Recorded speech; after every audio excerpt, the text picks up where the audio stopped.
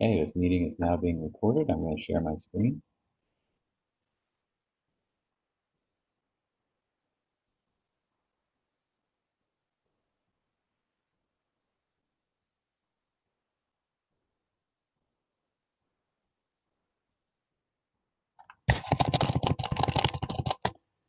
Okay.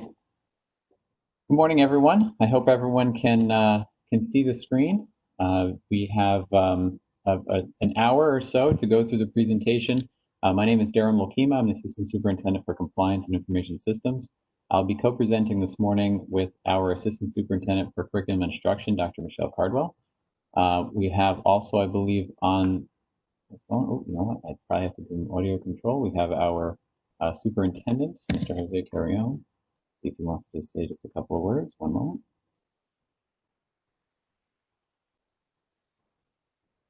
I'm going to stop sharing for just a second.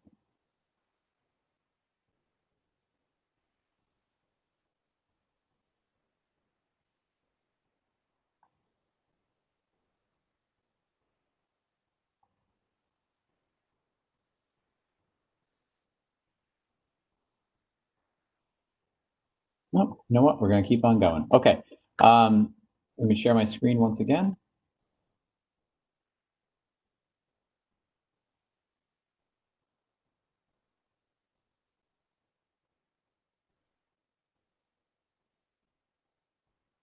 Okay. All right, here we go. Sorry about that. Okay, so once again, my name is Darrell Lokima, Assistant Superintendent for Curriculum Instruction, and we'll be co-presenting today with Dr. Michelle Cardwell, our Assistant Superintendent for Curriculum and Instruction. And I want to first start off by thanking all of our parents who filled out the parent survey. Your responses and the questions that you posed will help guide us in creating this presentation. The goal of this presentation is to help our families understand the decision-making process for how and why we're starting school with remote learning, and to provide answers to some of those commonly asked questions received from our survey process, and also provide you an opportunity to ask additional questions based upon what is shared today in the presentation, or submit any questions regarding any aspect of this reopening plan that this presentation did not address. So for this, I know this is a first grade presentation, but I know it's also possible that other grade level parents have joined based on preferred time of day or whatnot. So I'll definitely be sure to cover all the slides and just provide a little more focus on the elementary grades as necessary. So without further ado, we will get started. We'd like to welcome our parents, welcome our students back to school for September. I know that we probably have some first-time parents in Wappingers, and just want to say welcome and thanks for enrolling here in Wappingers Central School District. I know that this was not the way anyone would have anticipated starting off for a school year. It certainly wasn't any way to anticipate ending last school year, but we've learned a lot since doing remote instruction from the fall and from the spring, and hopefully able to bring some better practices and best practices forward for the fall semester. We're going to start off with some links or some information that came from the New York State Education Department. When this presentation is made available on our website, this right here is an active link. It'll take you to the website that all this information has come from. Basically, mandatory teaching and learning requirements is one of the sections highlighted on their website, and I'm not going to read all the bullets, but I just want to note that one of the most important things that are highlighted in this particular section for teaching and learning on the state website is that we need to ensure that we have substantial daily interaction between teachers and students for any time we're doing remote learning. Obviously, in person is easy, but remote learning, we need to ensure that we have substantial interaction daily between teachers and students. So that'll be part of our remote learning plan, as well as when we are or not in when students are on the opposite side of in-person instruction, doing remote learning on a hybrid model. So the state also did afford us some additional flexibility on the high school level, providing this flexibility in the number of minutes required for every course. Typically, we probably provide weekly 230 to 240 minutes of instruction. The minimum is 180 by the state, but based on our period structure, we do about 230 to 240. There's some flexibility being provided by the state in for those numbers of minutes of instruction. We're being allowed to have some flexibility and deliver physical education. Obviously, it's a challenge given the additional constraints. We'll talk about physical education a little bit later on in the presentation. And then we had to figure out how to do allowances for hands-on virtual lab experiences, especially at the high school level as well. Social emotional, there is a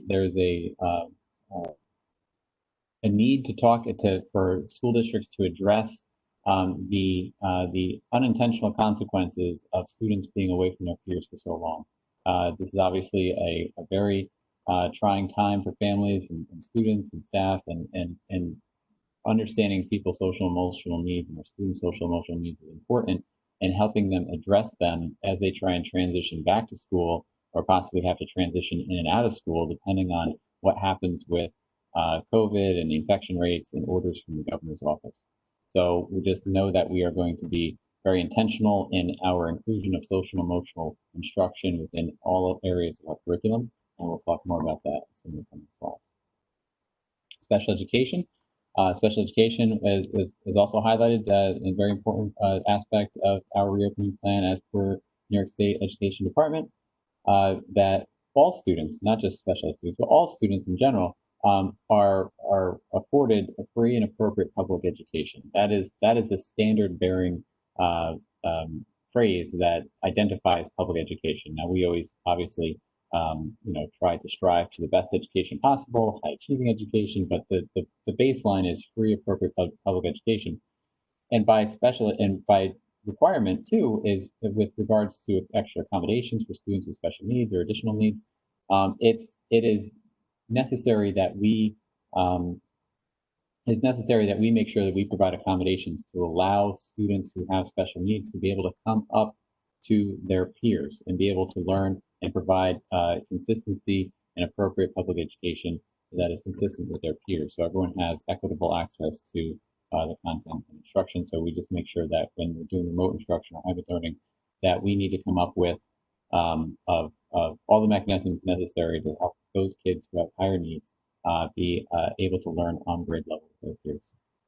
And we'll also be providing priority to in-person services.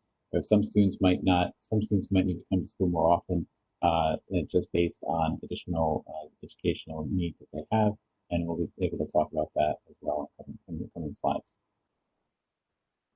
Chronic absenteeism and accounting for attendance in remote learning is very challenging, but the state of New York the education department has said that schools must develop a mechanism to collect and report daily teacher-student, it says engagement or attendance, but we're really talking about attendance. So we need to have procedures in place to make sure that there is daily contact with students if we're in a remote or hybrid setting. And we'll be definitely taking regular attendance. Attendance is taken in our student information system. We call it School Tool. You guys might, all parents might know better as Parent Portal. And some of you, if you remember from last year, if your child had an absence, you would get a call that morning. If you're a secondary student, you get a call the next morning. That basically said that an absence has been noted. We fully expect to take attendance within our student information system and have some sort of mechanism that also triggers to say whether or not a student was absent or not from school.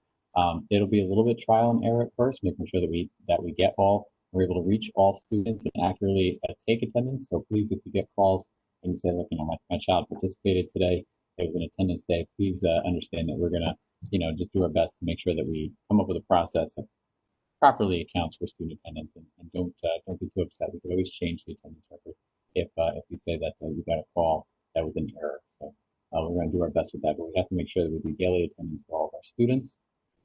The next few slides are going to talk about what the governor has been telling us up to this point, and will hopefully give you some sort of sense. And it'll give you some sort of sense as to, 1 second. Just double check and see. I think the superintendent wants needs to double check if he now has host access. So hold on 1 minute.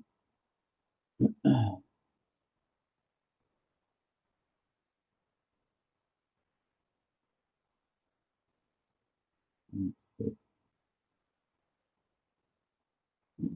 I still don't have that ability. I'm sorry. So now I'm going to go back to sharing.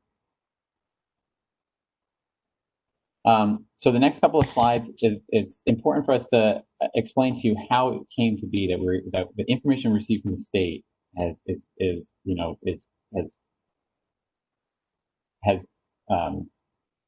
given us a direction. The information that we got from the state has basically created all the decisions, has made us have to choose different learning models based on what we're going to do with students in September. And hopefully these next couple of slides will help illustrate some of our thinking process around why we are going to start off the school year with remote learning. So forgive me, I got a little bit out of sequence there, but here we go. So in this should have said July. So in July, there was a news conference by Governor Cuomo's office who basically said, we are going to use a formula-based approach in New York State that says if the region that you live in, or the Mid-Hudson region, is in phase 4, now the entire state of New York is in phase 4, so that's fine. If it is in phase 4, then, and the infection rate remains below 5%, and the last I looked, we were somewhere around 1 or just under 1%, using a 14-day average. Since the pause was lifted, school districts may open. And if for whatever reason our infection rate goes above 9% using a 7-day average, then the governor will probably advise us that we need to shut back down again.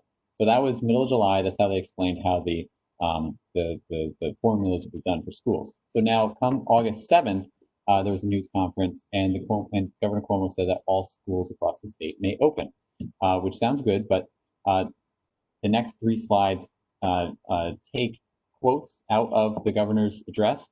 And we're hopeful that these quotes will help illustrate some of our thought processes on how we're going to try and make this happen and why we want to start off with remote learning. So first off, the governor, and this is all in sequential order in terms of how these quotes go, but he says obviously all districts must come up with a plan. We did submit a plan, but that he acknowledges that there's significant level of anxiety amongst parents and teachers. And that if teachers and students do not want to come back to school, you can't obviously open school because you need both teachers and students to be there. But that he also wanted us to further highlight, he said 2 things, but he meant 3 things in his quote. He wants us to post our remote learning plans.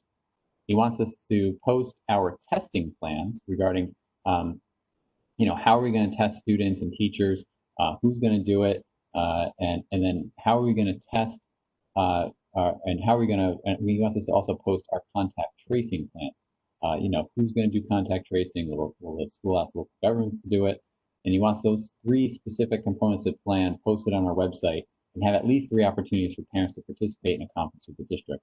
So we're a large district, so we're offering 15 opportunities, 1 for every grade level. He also wants us to have 1 meeting with the teachers and administrators to discuss their concerns with reopening the plan. And then it gets a little bit more interesting, and I'm going to try and make sure that I don't leave a tone that infers any kind of political bias. But I'm just basically taking excerpts out of his address. These link here, the title here will link to the governor's address, so you could listen to this at any point in time once this presentation gets posted. But here's where things get a little bit tricky for us. So one of the questions that was asked by a reporter during the news conference had to do with asymptomatic people. And so the governor's response was, one of the top 5 questions I'm going to ask is, how do we prevent asymptomatic people from infecting other people in schools, similar to how people got infected in nursing homes? The governor's response indicated some schools have a better answer than others. It's up to local district to come up with a plan.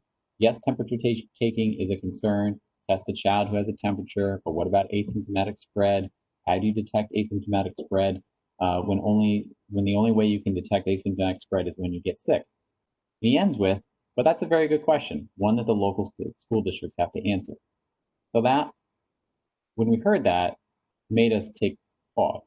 We're not health experts, we're educators. So we were anticipating that the state, or certainly the Dutchess County Department of Health, and we've talked about them a little bit later, would have those answers for us. But the fact that the onus has been put on us to provide that level of testing and assurances to the public that we're somehow taking into account being able to identify asymptomatic people in our schools has had to make us take a pause and really say, well, we're not ready to do that. We're not equipped to do that. We don't have COVID test kits. We don't even know what they mean by testing.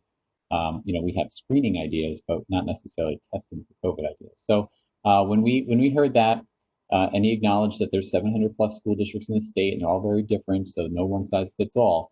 And he ended with, you need two things to open schools: students and teachers. Students you cannot force back, and you don't want to get and you don't want to get into a legal battle with the teachers. They cannot teach if they do not feel safe. You cannot order a teacher into a classroom and tell them to teach if they do not feel safe. I'm telling you, there's going to need to be significant discussions. He meant the teachers, raise important issues, and they need to be comfortable. So with that in mind, we decided that we need to continue having conversations and making sure that our processes and procedures are in place, some of which obviously still need a little bit more work when we talk about asymptomatic people, and making sure that people feel comfortable. So looking at the size of our district and looking at this chart, these are 13 school districts in our county, from the smallest, which is Weebatuck, which is in the northeast corner of Dutchess County. There's only 653 students across the entire K-12 grade level, all the way to us, Wappingers, with 10,645 students. So we're very large, and we have a lot of responsibility to a lot of people, and we need to make sure that we're not putting anyone in harm's way. So that is this. This is a new slide added for this presentation. So I'm just looking at this. I think this was just added a moment ago. This represents schools that are schools that are large in size. So the previous slide showed schools in our county. So Arlington is the only school besides us that has more than 6,000 kids. This slide shows in our region, like White Plains, Westchester, Orange County, Putnam County, etc. What schools have more than 6,000 students in it, and what phase they will be in. So you can see, with the exception of 3 large school districts, Haverstraw, Clarkstown, and White Plains, everyone's starting with a virtual model on day 1, and we're all sort of in the same boat together. So this is how some of our larger school districts in our area, and we're certainly going to keep a close eye on White Plains, Clarkstown, and Haverstraw to see how their hybrid model kicks off. I'm going to go to this slide first. So, quick explanation about our instructional delivery with regards to remote learning versus hybrid. So, for those who are new to the school, the district, who are new to Wappingers, know that our buildings are all of the size that they are. We have 10 elementaries, 9 of which serve first grade. They are all relatively well utilized on a regular given day when we have full enrollment. So when the state says that we need to provide social distancing on all of our classes, we don't really have enough classroom space to take all those students and spread them out all at one time. So in-person learning was not possible right out of the gate when we have constraints about social distancing requirements in classes. We can't put 25 kids in a class. Some of our classrooms, and you see how our calculations work in a future slide, some of our calculations will show that we can sometimes only fit between 12 and 15 kids in a class. Maybe in some classes, depending on the size of the space, only as small as 10 with social distancing in mind. So really, we never really had the option to do full in-person learning, unfortunately. So we are going to be looking at doing remote out of the start, and I'm going to show you a timeline in a minute, and then obviously to do a cohort breakup. So let me just go into this timeline, which hopefully will illustrate something, illustrate where we are starting from day 1. We are looking at the first day of remote learning to happen on September 10th. Our current calendar, if we were to click here, would say September 8th. But the 10th is, we'll have a board meeting tonight. After tonight, the board may elect to adopt changes to our calendar that will add 2 more professional development days on the start of school. We'll talk about what the purpose of those professional development days are in just a few moments. But the result of that would be that we will have September 10th be the start date. And then the week of September 28th, we're going to start bringing in K1 and 2 into a hybrid learning model. The 28th is technically a school holiday. It's already designated holiday. So technically the first day of school for half of our students will be September 29th in terms of in-person learning. So keep that in mind for just a moment. And then as As the weeks go on, week of October 5th, we'll bring in grades 3 and 4, week of October 12th, we'll bring in 5 and 6, etc., and so forth, until we have all of our students in a hybrid learning model. And at each step of the way, and these schedules can change slightly if we need to move them up or down as necessary, we're going to assess and evaluate our processes and procedures for testing, for social distancing, for how students are transferring between classes, going in and out for recess, going in and out to lunch and other responsibilities that we need to have covered. And to just look along at the end of each week as more kids come into our buildings and say, do we have what we need? Is this working? And then we'll keep going from there. Let me go back to the presentation.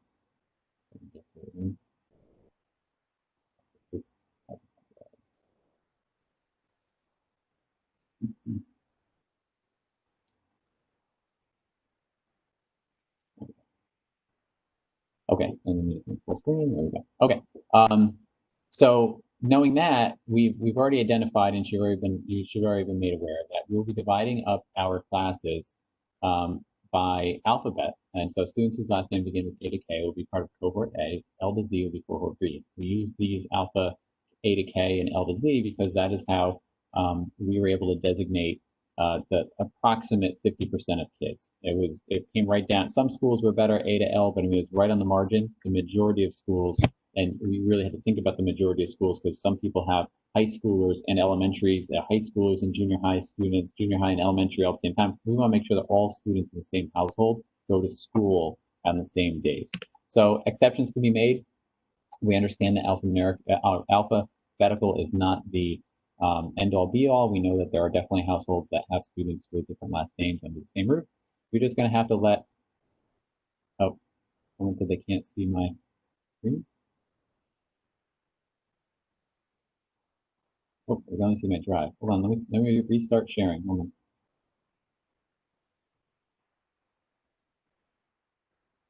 Okay, all right, so I'm sharing now. Everyone should be able to see my screen. Thank you for letting me know that. Can I get 1 or 2 people to say, yes, it's good? You guys can see me? Excellent, thank you. Okay, all right, moving on. So back to the screen. So I don't think I have to re-explain it, but basically exceptions will be made to where each cohort listed group by last name. If someone says, well, I have multiple last names under one roof, just let us know, let your building principals know, and we will make sure that we align the cohort in our information system to make sure that we anticipate that those students will attend on the given day. So that's fine. We have no problem making those changes. It's all about trying to do the best we can for our families and our households. All right, I'm going to turn over part of this now over to Dr. Cardwell. Dr. Cardwell, would you mind taking the next few slides?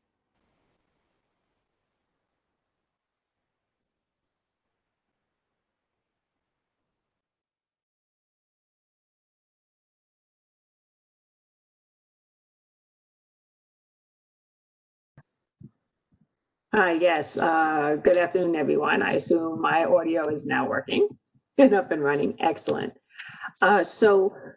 Definitely thank you for everyone's questions that you have submitted in advance. That has allowed us to create this presentation for you. Many of the questions that you submitted in advance, we were able to answer in this presentation. For those of you who will still have questions, please remember you can put them in the chat. We are keeping note of all of the questions, and we will respond to your questions within 48 to 72 hours. And those answers will be posted on our website. So please make sure if your questions are not answered at the end of the presentation, or you want to make sure you don't forget, please add them into the chat. So remote learning instruction, either through full remote and or the hybrid model, we are looking at very carefully. We are definitely committed to providing high quality instruction and making sure that we're phasing in students appropriately. In cases where in-person instruction is not feasible in the phased in and hybrid models, then we need to consider which students we will prioritize. So we're definitely looking at bringing in our early childhood grades, our K-2 students, our students with disabilities who have the highest needs to accommodate their learning needs, and also our English language learners. So we are using a phased-in model to address specific needs of our learning population. So we will have students that participate in remote learning in September. All of our students will be remote as we continue to finalize plans and making sure that all of our schools are ready to meet the Department of Health and CDC guidelines for reopening. You did see that we will use a phased-in approach to make sure that all staff and all students will be safe when they come in, and all of our procedures regarding instruction, cleanliness, food service, transportation has been taken care of. Specific information to scheduling and the resources that we will use will be provided to families and students prior to the start of school. Teachers will reach out to students through their Google email addresses or by telephone calls regarding the logging into instruction information. Parent workshops will be scheduled within the next few weeks to provide information to parents on the virtual resources the students will be using. We understand that for the early grades, kindergarten, first grade, second grade, the students will need a lot of support logging on, figuring out what resources they will be using, how to use them, and we will be providing support to parents on these different resources that will be used. Information will be collected from families regarding the access to technology and connectivity via parent survey. So if there are families who do not have devices or do not have internet, we will collect that information. If there are conflicts within a home using devices, we will work on each of those specific circumstances. Details specific to a school, such as the class your child is in or the teacher, will be addressed specifically by the building principal, assistant principal, or the teacher within the next coming weeks. So we will create a schedule and opportunities for all students to participate in synchronous, which is real-time learning, as well as asynchronous, which is individually paced learning. In order to meet the guidelines put forth by the State Education Department, all students will have real-time face-to-face learning with their teachers. This will be scheduled live instruction, video conferences, could be phone calls that are live. There will be streamed lessons and demonstrations. And they will also participate in asynchronous activities, which could be pre-recorded presentations, discussion boards, email correspondence, and definitely independent work assignments such as your research projects, independent reading and writing, and additional practice. So each of the teachers and the subject areas will have specific activities which are noted as synchronous versus asynchronous. The district is continuing to work collaboratively with various stakeholders to create the learning opportunities for students based upon best practices and feedback that we received from the community regarding remote learning. We are committed to ensure norms, uniformity, consistency, and standardization amongst grade levels and the required courses for both virtual and remote learning and the hybrid model. We value the importance, and we are required to make sure that students receive regular and substantive teacher-to-student engagement throughout the remote learning process. We also understand that live instruction may cause scheduling conflicts with students and families. And as I mentioned before, we will continue to work with the students and the families on making sure that we address any conflicts which may arise. Specific information on student schedules will be expected within the next week or so, or definitely by the end of August. We are finalizing those details. We are also finalizing scheduling of the live instruction, and we're engaged in conversations with the Wappingers Congress of Teachers and the Wappingers Administrative Association. We are also in the process of finalizing the grading procedures that will be used at both the elementary and secondary level, and this information will be shared as soon as possible. But definitely the process at the secondary levels that are currently being discussed ensure that the students' GPA and ranking are not negatively impacted. We know that that was a concern based upon the questions that were submitted in advance.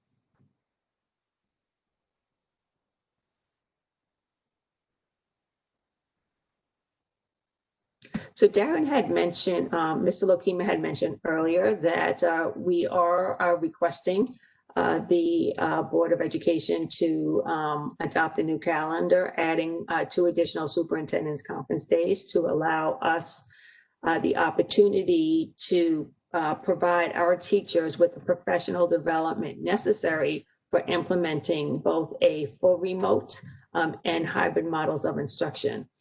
The topics for professional development for Superintendent's Conference Day are across a variety of different topics. Health and safety, such as setting up classrooms and designing instruction to adhere to the Department of Health and CDC guidelines, opening classrooms in a virtual remote learning environment, reviewing the guidelines for health and safety, setting up routines and expectations for the classroom, common spaces, and definitely special area subjects which have different routines. Preparing routines and structures for fire safety drills. How are we going to exit a school building and adhere to guidelines to ensure safety of students? So we're definitely not taking anything for granted and knowing that we must be prepared in any circumstance. So additional professional development is needed.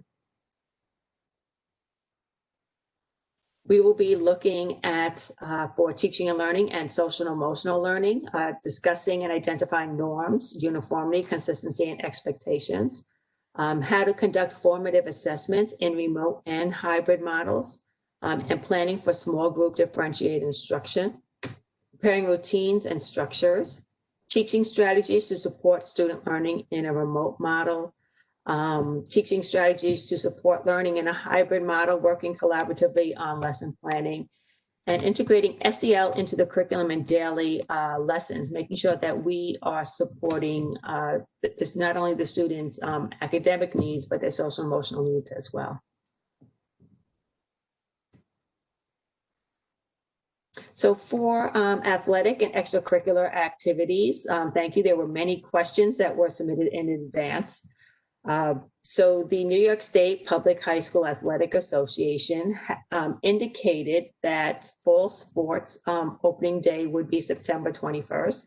They made this announcement a few weeks ago. We have not yet had an update. We do know that the fall regional and state championships events have been canceled, and we are anticipating the fall season to start September 21st. Because we haven't received any additional guidance, but we are anxiously waiting for that determination.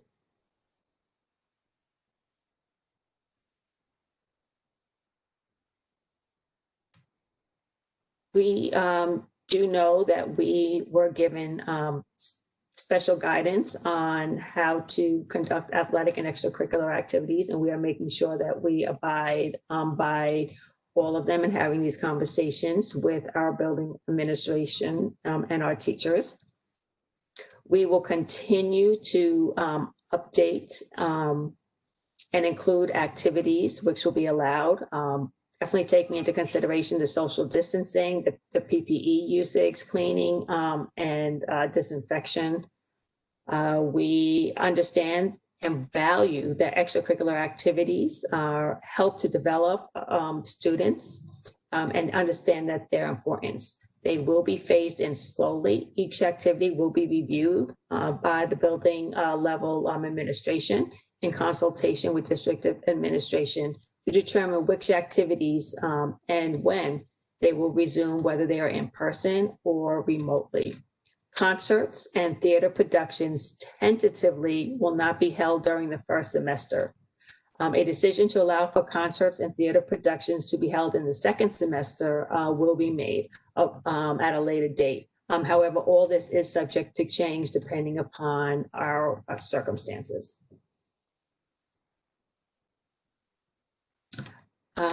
Specifically, there were many questions on will there be music, band, chorus, and orchestra? And yes, depending upon the school, the locations for these activities may vary. Most of our schools can place their ensembles in the auditorium or the cafeteria, with the students being socially distanced 12 feet apart. So we're looking into how we could definitely keep music, band, chorus, and orchestra alive. We would have special seating that is marked appropriately where students can sit and or stand. Students will not have to share music, instruments, or stand. They will have their own items. String and percussion ensembles, they can spread out on the stage or music classrooms. And we can definitely break down the ensembles into smaller groups. So we're taking all of our guidance into consideration when we're planning for these activities.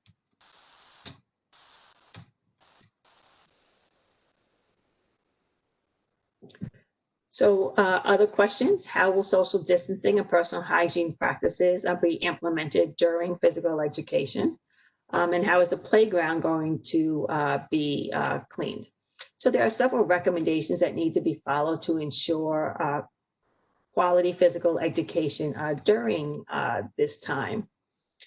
So playgrounds should be cleaned per CDC guidance. Outdoor areas like playgrounds and schools and parks generally require normal routine cleaning, but do not require disinfection. We do not spray disinfectant on outdoor playgrounds. High-touch surfaces that are made of plastic or metal, such as your grab bars and railings, will be cleaned routinely. Cleaning and disinfection of wooden surfaces, such as the play structures, benches and tables, or ground covers, it is not recommended, like for the mulch and the sand. And sidewalks and roads should not be disinfected.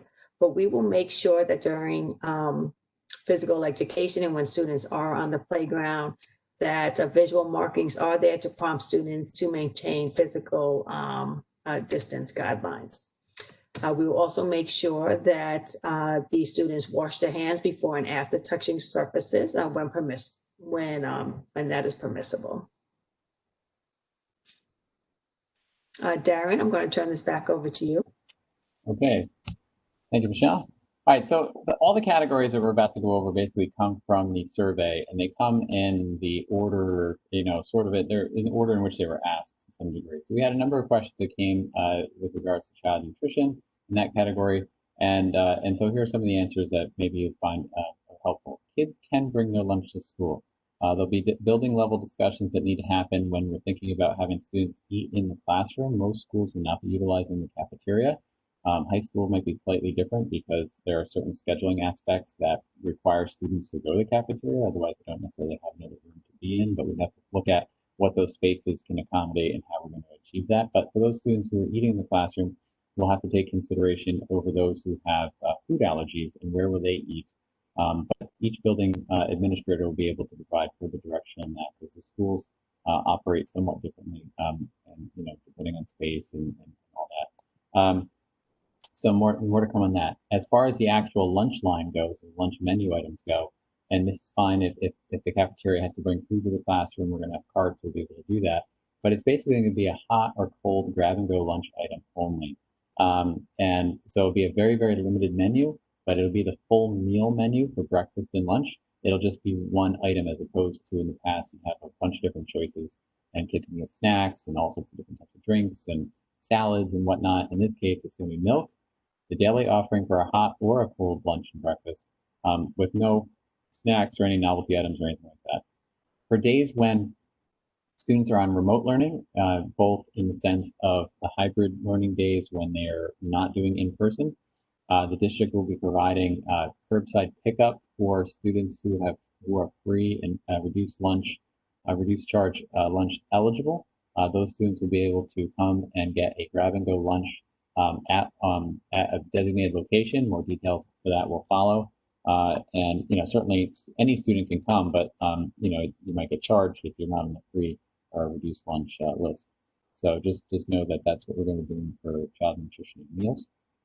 There was a topic called community family engagement. And in this particular section, there's a variety of different questions. Some of the stuff we kind of covered, but I'll just go through these 4 bullets real quick.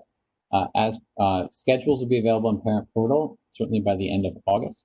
It'll look a little bit different for elementaries. Normally you get those teacher assignments in your 4th quarter report card at the end of the school year prior to summer, so you already know who your teachers are. When you log into Parent Portal, if you need help logging into Parent Portal, just go visit our website, whopperschools.org, go to the parent section. In that parent section drop down, you'll find Parent Portal, and there's a ton of information on how to get assistance or help in what Parent Portal is, logging in for the first time, changing password, etc. You will be able to see right on your child's home screen where they see their picture. To the right of that picture, you're going to see their homeroom teacher. So it'll say homeroom HR teacher. That's the homeroom teacher. That is a designated teacher of record for your child. And that will be the same teacher of record whether or not you're doing remote instruction or in-class instruction. Yes, we will have another round of Chromebook requests. The request form should go out this week, today, maybe tomorrow, possibly no later than Wednesday, I would say. We'll send that out to everybody. We have limited inventory left. A lot of our devices were still loaned out from last year. We have some left. But we can't seem to buy any more, unfortunately.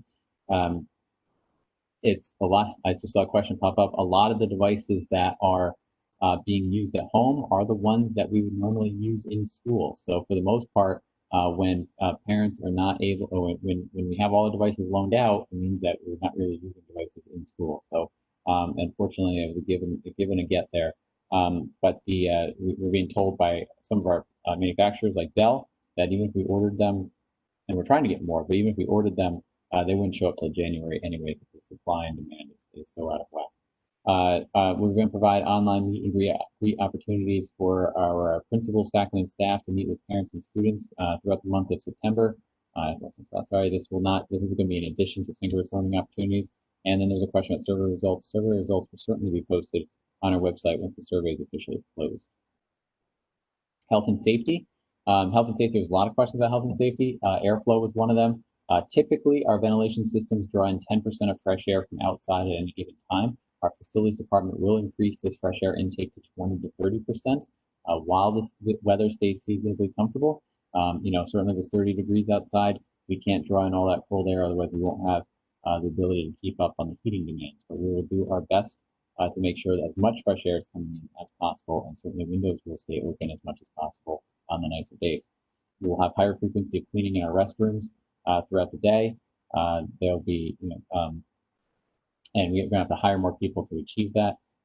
Wednesdays will be a deep cleaning day when our kids are everyone's doing online learning. We have disinfecting machines that will be utilized every night, is my understanding, but also during the day, where we're going to be, or during Wednesdays, where we're going to be able to spray a mist of disinfectant on all surfaces in the school. There were questions about cleaning between class periods, thinking of high school level. This is very difficult. We don't have a good way to probably accomplish mass cleaning between those 8 periods in a high school schedule. All the kids they don't travel together in teams as they do K to 6 and to some limited degree grade 7 and 8 as well. They don't travel in teams, so there's no ability for us to move teachers into the classrooms. High school kids follow all sorts of different schedules and different classes. So we're still looking at how some of the other schools in our area might accomplish this. Those bigger ones that we talked about, we're going to be opening a little bit earlier than us to see exactly what they're going to do. We don't like the idea of having students wipe down their surfaces themselves as they come in. We don't usually hand out disinfectant products.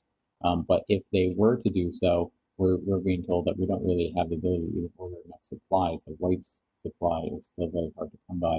We would need thousands and thousands a day to accomplish this. But we're gonna keep working on what we're going to do with that, keeping classrooms clean in between periods. Contact tracing. All right, Dutchess County Department of Behavioral Health and Community Health is working for all the school districts in our county to come up with a unified plan for contact tracing, and that is a good thing. We're hoping for something similar to be done when it comes to asymptomatic cases. What are we going to do as a county? What is a unified process that all schools can follow? We haven't heard anything from that yet. Contact tracing, once they come up with a procedure, that will be part of our tracing plan that the governor wants us posting on our website. One of those three things we talked about earlier. There will be we talked about asymptomatic cases and not, having some issues with that. Symptomatic cases will follow the protocols outlined in a district plan. If someone has symptoms, fever, and the list of the fever is the most obvious, but the list of symptoms, there's protocols that have to be followed. Immediate pickup, quarantine the child, isolate. Then we have to when we talk about contact tracing, work with the Department of Health on what exactly is needed given the set and circumstances in terms of who needs to quarantine and self-isolate. And really, if you think about it, if we don't have a decent system for doing health screening, accurately, we're really just going to create a lot of panic and chaos if people are like, oh, wait, I heard so-and-so went to the nurse's office, he must be sick, do I have to quarantine now? So just another reason why we're going to start off with remote learning. Daily health screenings will be done. We're going to ask staff and families to do daily health screenings, certainly at a minimum, taking a temperature, answering a number of questions. This will be an online application from a company called Easy Screen. Easy Screen has had a lot of experience working with schools. They deal with concussion protocols screening for student athletes.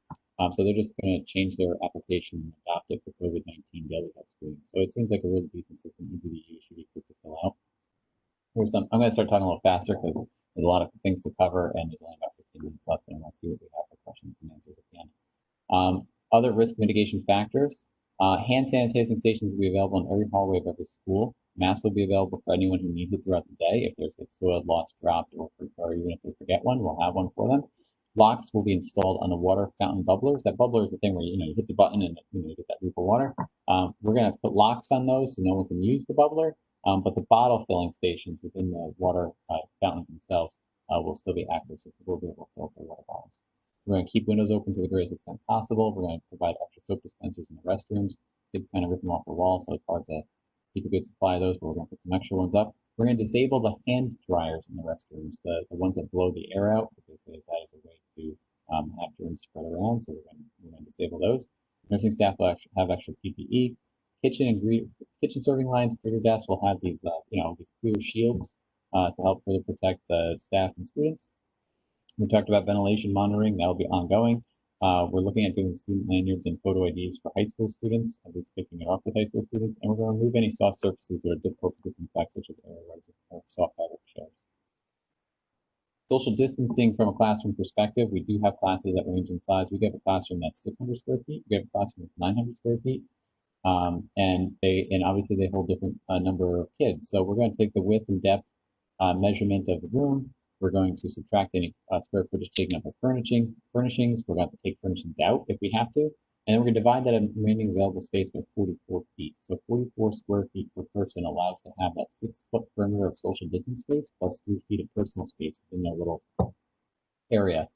And then obviously we have to reserve spaces for teachers and other adults in the class in terms of having enough virtual space, see how much space is left, and assign that number of kids to the classroom. Some of those classrooms in those scenarios I described might only be able to hold 10 kids. Some might be able to hold as much as 15 or 16. So we will see how that goes, and trying to maximize as much space in buildings that don't have a lot of space to begin with. Social distancing will be required for aerobic activity, a lot of 12 feet instead of 6 feet. So if any kind of choral classes, wind instruments, aerobic activity resulting in heavy breathing, we're going to have to give 12 feet of social distance space. So we're going to have to reduce class sizes as much as possible to make sure that those classes who have those activities have a little extra room for the kids to spread out. And whenever possible, special area teachers like art and music might move into the classroom to minimize, especially K-6, to minimize the amount of times that kids visit the common area throughout the day. Social emotional learning, we talked a little bit about that. We have a lot of, there's some questions on that. This set of bullets, which I'm not going to read through tends to cover most of the questions that come up. We're going to add SEL components to our curriculum. We're going to provide a series of workshops, and we're going to make sure we have training for our staff, and purchasing additional programs, to help embed social emotional curriculum into our current everyday practice, and hopefully provide all the support that we need, and be able to identify students who need additional support throughout that process. Special education deserves a ton more time than I'm going to give it, but that is why there's going to be a separate parent forum focusing on special education, and it'll be scheduled in addition to these parent forums. Mr. Zip and Mrs. Smith will be in charge of coming up with a schedule for that. But obviously, we need to make sure that we are doing our assessments and evaluations of students, and that we are doing our best to comply with our IEP goals. In-person instruction is different than virtual, and we need to be able to pivot between those goals, and be able to focus on the ones that are, that do not lend themselves to the virtual remote learning process when the students are in school. We are looking for better outcomes, for all students when it comes to students with special needs, and we are, we're going to take lessons learned from our extended school year summer program, which was done remotely, and hopefully be able to take some of the best practices learned there and implement those as part of our regular education routine for students with disabilities, starting in September. I'm just going to leave this slide up for just a moment. I'm not going to read through it.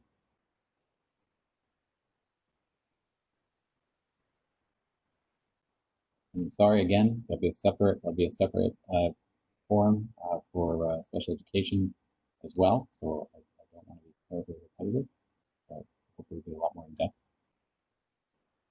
Related services we conducted: clear masks when necessary, be worn for students with hearing and speech related needs.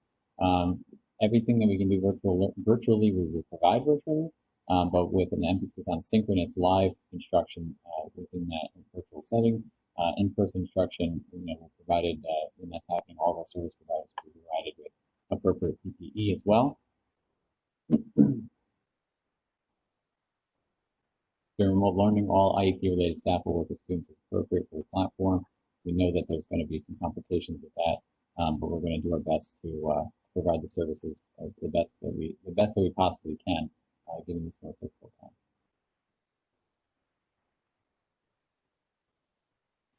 If we have to bring in more students in for more days than are on the hybrid schedule, more than 2 days, because they have higher needs and we're able to fit socially distant fit them in the schools, we're going to obviously make that a priority as well.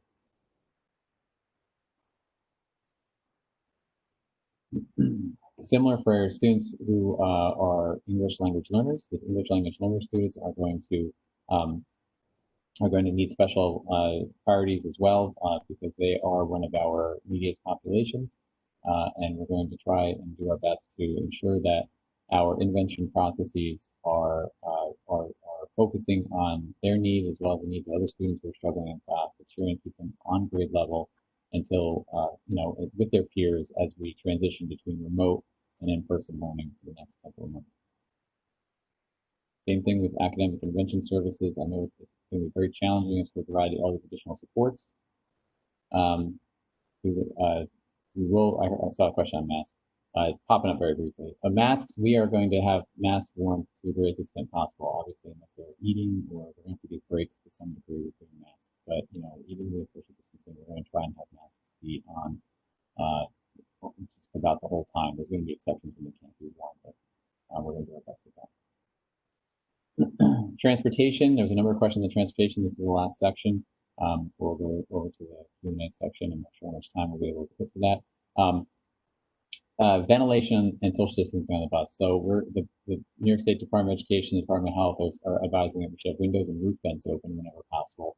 We're going to route kids to be built with 22 students on a large vehicle. That's one child per seat, and we can add siblings to sit together, so we might be able to increase this slightly. But there'll be certainly a lot less kids on the bus, hopefully better ventilation on nicer weather days. And we certainly know, based on parent feedback, that we're not going to have 100% ridership. I mean, the parent surveys that came back looked like it was more like 50-50. So we're going to have half of our students, half our students coming in on a cohort day, and maybe only half of them riding the bus. So we're hoping that we'll be able to maintain these numbers and provide a traditional transportation experience. Private parochial schools will get their regular busing depending on if their school is open. If we have a private parochial school say that we're open 100%, bring us our kids every single day, we will absolutely do that. We have to provide a bus. We have to do that. It's our legal responsibility, and they will be doing that. Yes, there'll be face masks on the bus. So both the state education department and the Department of Health guidance states that students must be socially distanced on the bus and wear a mask. So yes, to answer that question, there'll be masks on the bus. If they cannot wear a mask, then we're going to have to do designated seating for those students. If they have a medical reason why they can't wear a mask, then we'll have to provide further separation between that child and the rest of the students in the bus to maintain social distancing when they can't wear a mask. If there are after school activities, we're not sure what after school activities are going to be like and whether or not there'll be a late bus. Traditionally, there has been a late bus, and it usually is built off of a BOCES career and technical education run. It's all timed with that. That's kind of how our late bus system sort of works. If there is a late bus, we're going to have to hold off on determining what it looks like because we're not sure how many people will try and get on the bus and what it means social distances, how many extra buses do we need, etc. Late buses are going to have to be reviewed and we'll get back to everyone we plan for that. If I drive my kid to school on some days, do I have an option to put them on the bus the next day? Yes, you can. So we're going to route our buses, assuming you're all coming, and whether you use the bus that day or not, that'll be up to you. Temperature screens when they arrive at school. We want you to do the temperature screens for us before they get on the bus. Obviously, the governor talked about us doing asymptomatic screening and other sorts of screening processes. So we're going to have to look and see what that actually looks like. How are we going to ensure asymptomatic students are not getting and persons are not getting into the school building on any given day? We're going to wait and see what the Department of Health comes up with, along with the other county school districts, as we work together and come up with a more concise answer for that. So typically, what we're told in the guidance document is that they strongly encourage all health screenings to be done at home rather than at school. And now the governor seems to have offered a different solution on that. But we're gonna continue to monitor that and try and come up with a better answer for that. If we drive our students to school, where the protocol for drop off and pickup will be just like it always has been. Social distancing. If students will have to wear masks coming and going, with arrival and dismissal. We know that traffic is going to be an issue, especially at some of our smaller schools with small parking lots. We'll make adjustments as best we can, but we're not going to really know what to expect until we see the traffic patterns and all the people coming and going. So we might end up having to do an earlier drop off or earlier pickup or something like that. We will have to figure it out and make adjustments as we go. Are there going to be strict consequences for kids who don't follow social distancing? Just like any other time when a student doesn't do what they're supposed to do on the bus driver has the ability to talk to the building principal. The building principal will be in charge of doing any kind of discipline.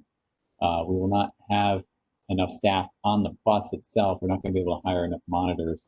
We have over 150 buses on the road at any given time, so that'd be a lot of extra staff that we just don't have. Camera checks will be done. There's cameras on every bus, so we'll check those on a spot check rotating basis to see how our processes are working on the bus and how students are doing. Between that and feedback from the driver, that hopefully be good enough to at least start with. If you're going by last names, how long will kids be on the bus? If we're doing a typical route like we normally did, we're hoping that the ride times won't be much different than they are now. So, if we're only having half of the kids, we have a quarter of the kids on the bus that we do it normally. The buses should be rolling through the regular neighborhood stops as they normally would, and just know on certain days that they're not picking up on certain days, so that we slow down that stop or stop briefly and move on. It should actually truncate the schedule a little bit. Hopefully, get the bus routes.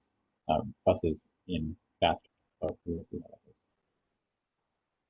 goes. Okay, that is the end of the bulk of our questions. I'm going to stop sharing on this and take a peek at the Q&A. Let's see, we have 260 people on the call. That's good. And let me just take a look at our sheet.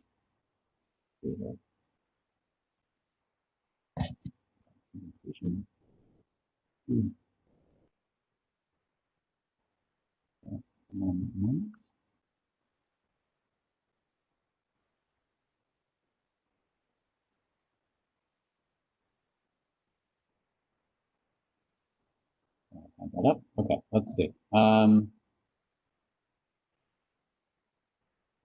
There's a question about virtual gym. All of the questions there, and these are great questions. A number of questions in here. Questions. The first one was about virtual gym. We're going to have to get back to everyone on that and see what that looks like. There's going to be, we're trying to provide answers to all the questions in here in the next 2 to 3 days. The virtual gym and what instruction will look like for gym instead of a paper log is a question we will have to get back to on that. If a student has a milk allergy, what drink is provided to them? That's another good question. All right, so we'll have to, I was told milk by our food service director, but I'm sure there's other alternatives, water at a minimum, but I will find out and we'll get an answer for that. The PowerPoint will be shared with the public. Yes, it'll be on our website. When will parents be able to visually see for themselves what inside the buildings look like before deciding to send their kid back or not? I don't know how to answer that one. I don't think we're going to invite the public in because that seems counterintuitive. But we'll certainly give a sense as to how many. We should be able to find out how many kids are in class by asking, or seats. Kids are in a seat in terms of asking your homeroom teacher when they're assigned after they had a chance to set up their classrooms. School scheduling hours will basically be the same. We're not going to have a staggered schedule unless something needs to change. Is it possible to change cohort days? Yes, it is. So just work with your building administrator and say that you need to be on cohort B instead of cohort A, and just let us know why. We will figure that out for you. I know I'm not answering all the questions. I'm just going to breeze through them. There aren't too many. For mental health, anxiety issues related to being unable to wear a mask, I would consult with a physician on that, and your pediatrician. Let's see, will there have to wear masks on during the whole duration? I think I covered that to some degree. What's in place for students? If a family member tests positive, will we be notified? I certainly hope the parents will notify us. In terms of will we be notified? Oh, I read that by the school. You mean the parents? We'll have to wait and see what the county comes up with a contact tracing plan, and I don't want to speak to that knowing that the contact tracing plan has not been identified yet. But I know that the county is working on it with the rest of the school districts in the county. What is the district's position if a vaccine is approved? Would the COVID vaccination be mandatory for attendance? That's going to have to be something that comes legally out of the state. That's not for us to answer. District plan for providing devices for remote learning if limited to one per household. We have about 1,000 devices left to loan out. That's not a lot. That's not a lot. We're going to give priority to those who don't have any, and we will loan out every device we could possibly loan out until we don't have any more left. Will teachers be live? Yes, there'll be synchronous instruction as often as possible. Let's get down a little bit. All right, that's about all I'm gonna do. I know we're out of time. Let me go back to the group here. I think that we're going to be able to post all the questions and answers that we have in the next 48 to 72 hours. The choice about students staying at home, the current thought is, as the last question I'll take, is that we will, the idea was before, if we give the choice on a marking period by marking period basis. So if you say that you want to do nothing but remote from home, starting marking period 1, then that's what we're going to hold you to until the end of marking period 1, because the idea of coming in and out of class and it's not going to lend itself well to the grading structure we come up with. And then I think that's it. Michelle, did you have anything you wanted to add? No? Okay. For all those who are on the call on this panel, I know it's a lot of information. Keep the questions coming. We'll do our best to keep answering them. On behalf of the superintendent, who I think is having some technical difficulties, I want to just thank you very much. And he appreciates all of your support, and he appreciates all the things that we're all going through, and it's promising to make this the best school year we can in given circumstances. So I'm going to turn off the recording for now, and you guys all have a great day. Thank you. Thank you.